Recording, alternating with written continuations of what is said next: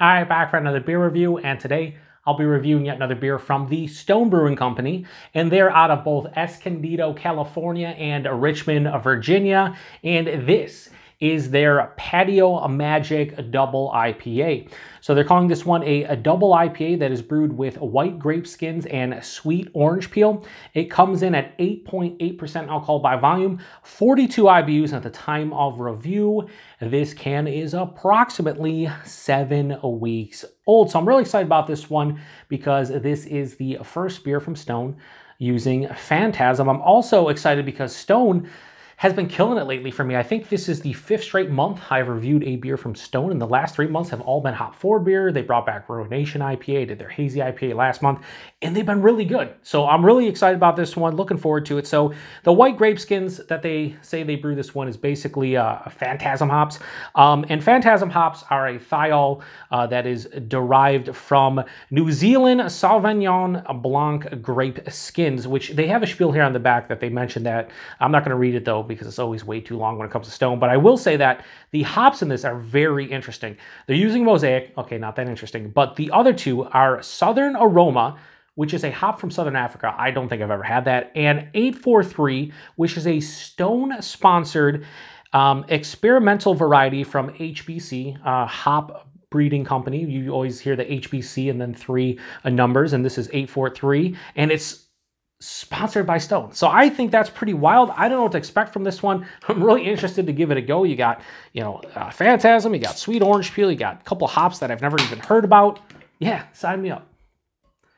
Ooh, so it's pouring out like a, kind of more of like a West Coast IPA, which it's Stone. It makes complete sense. I don't know why I'm surprised, but here we are.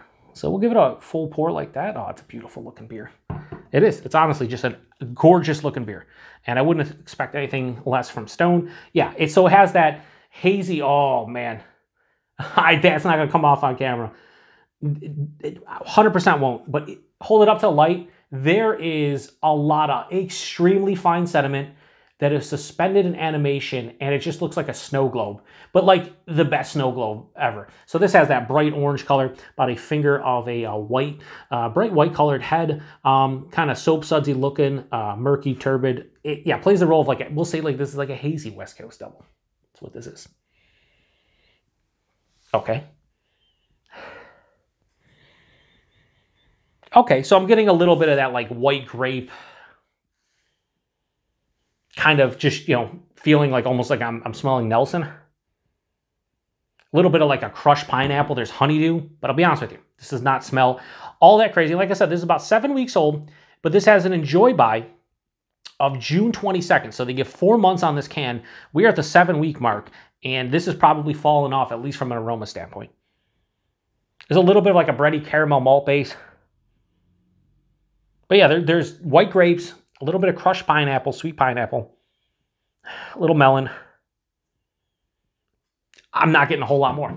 Hopefully the taste is better. The nose is kind of, for lack of a better word, disappointing. It just smelled so awesome, but now smelling it, it's just like, yeah, there's not a lot going on here. And the place I got it at was kept cold, and it's been in my fridge for like the last 3 weeks or so. Anyway, hopefully it tastes better than it smells. Let's get into it. Cheers, everyone.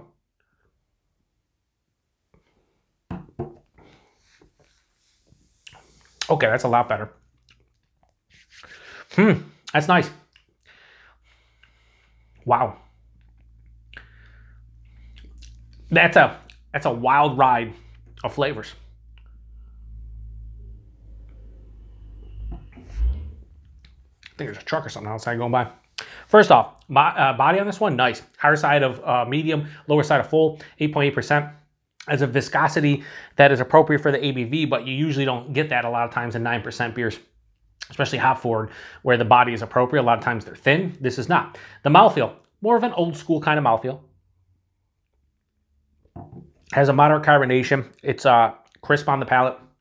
Has a smooth sensation. It's not creamy. It's not soft. It's not meant to be. I'm fine with it. The taste, right at the forefront, I do get a little bit of like bread, a little bit of caramel, a little biscuity. Dives underneath the palate. And then there's couple different waves of tropical fruit that hit me. That white grape skin, I'm definitely getting white grapes, for sure. Like almost a grape juice kind of feeling. Then I get a little bit of that crushed pineapple, a touch of, is that a berry? Almost a berry, probably from the Mosaic, like almost like a red raspberry. Maybe a blueberry, mixed berry, we'll say. And that's pretty much what I get. There's an underlying like citrus pith, like an orange pith, grapefruit pith. The back of the palate, though, this finishes full-on dry with a mild to moderate bitterness, more approaching moderate. Here's the one knock I have on this, at least from my own perspective.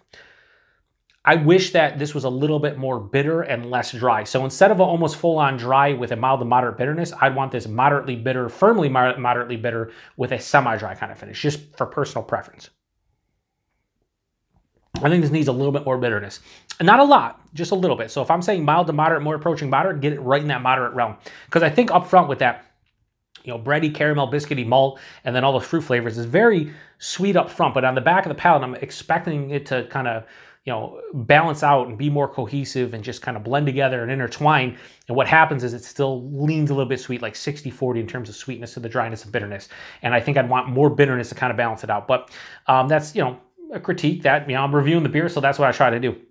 There's also this floral kind of slightly pine resin on the back of the palate too. 8.8%. I can definitely feel it in the chest, into the stomach. Like as it goes down, it's warming. Not on the palate though, so that's nice. I will say this. I really like this one. I don't love it.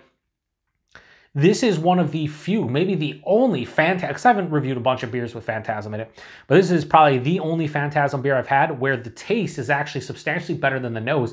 With Phantasm, typically, the nose is fantastic because it's supposed to affect mostly or maybe only the aroma, I'm pretty sure.